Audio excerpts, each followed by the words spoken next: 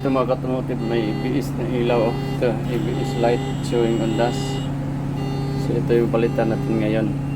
Palitan tayo ng control module ng ABS. Okay, pakita natin sa inyo once naayos na. So mas na-light sa dashboard nyo mga ka-automotive yan. Tanggalin nyo itong ABS module. Ito yung ABS module sa likod. Yan. Okay. Yan. So first time nyo itong nakatanggal ito. May cover sa likod, tapos ito yung wirings niya. Yan, so tanggalin nyo itong mga airline connection. So pakita natin sa inyo maya. Pag first time yung tinanggal ng automotive, so hilahin nyo lang to ito. Okay, may lock siya. Yan, tignan nyo lang, check. Okay, tapos backlash nyo na yung cover nya. Okay, ganyan. Okay, ito yung cover nya. Yan, tapos yung harness nya nandyan sa ilalim. Okay. So ito na yung bago mga automotive. Ito yung ABS control module. So ito yung papalit natin.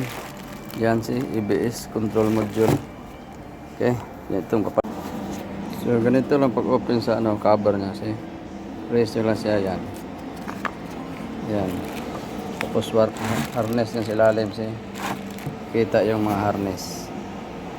So yan, pag nag-backpass kayo ng mga automotive yan. Ito yung niya, wirings niya, tandaan niya, okay? Yan sa gilid. Ito yung ABS control module. So bus po ito siya. And pag nagpa-class kayo ng yung mga hose, tandaan niya siya para maibalik niyo sa tama. So yan mga automotive. Yan ang control module, ABS.